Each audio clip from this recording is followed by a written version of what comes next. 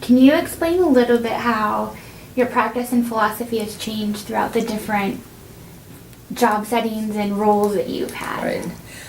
Yeah, I think, as an athletic trainer, when you are, say, when I'm covering the sports, whether it's collegiate, high school, again, it is about, as it should be, first and foremost, is that student athlete or that patient that's in front of you. Sometimes early on when you're doing those things, you don't really understand administratively what some of the challenges and rules and even licensure has brought some obstacles. And I've had some colleagues that have said, well, why did we get licensure? Because it's provided obstacles.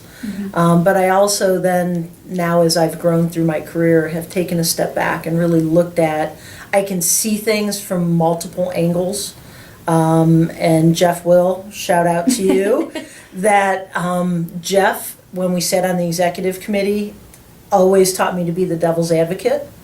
So I try to do that in any decision making where on paper it may sound great, but let's look at those other avenues and what could we maybe be missing.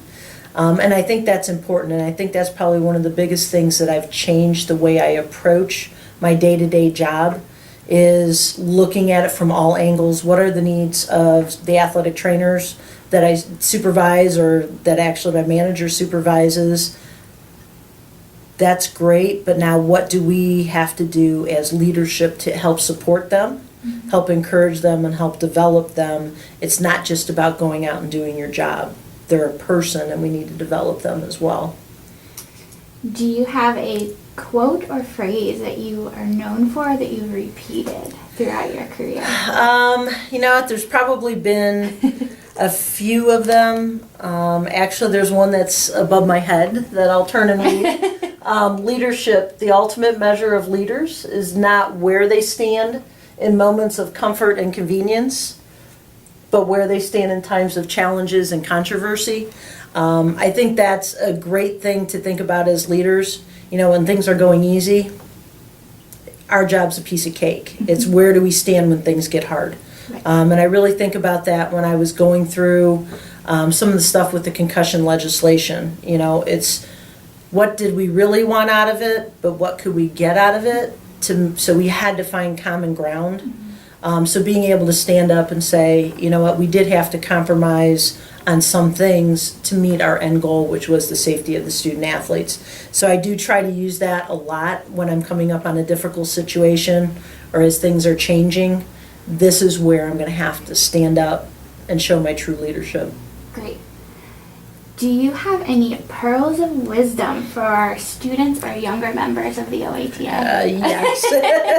I do. And you know what? I think the big thing that I always, anytime I go out and talk to students, I think about where I started. I honestly was in a position where they did not know what an athletic trainer was. They just had an opportunity.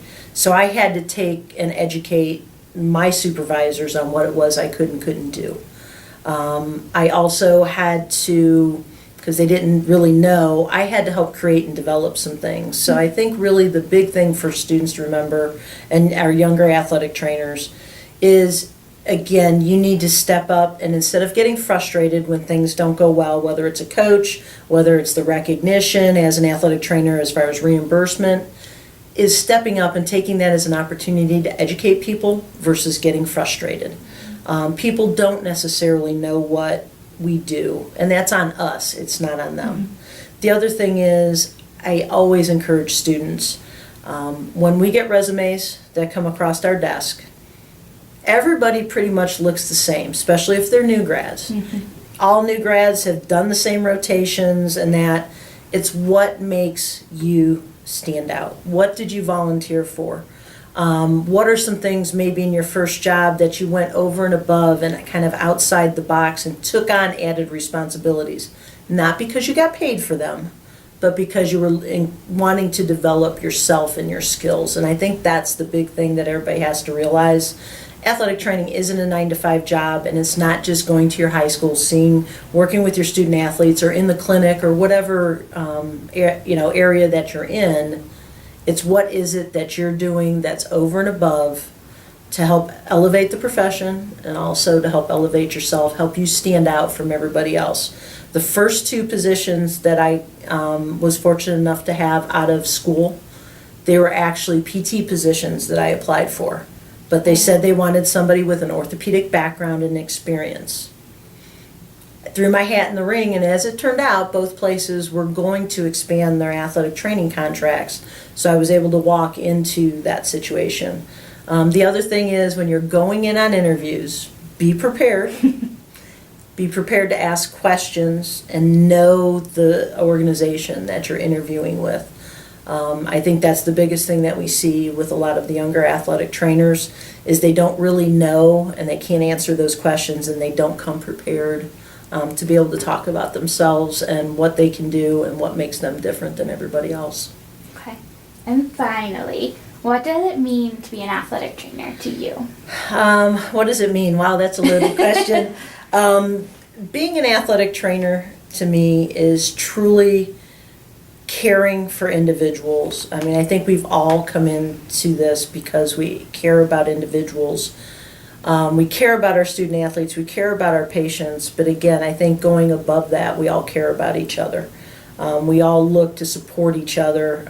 I know when unfortunately there's been catastrophes that have happened with student athletes. I mean, the outpouring from other from other athletic trainers around the state, towards those people, that's to me what it truly means is we are truly, as I said earlier, we're truly a family, and we really do care about the people that we take care of on a daily basis.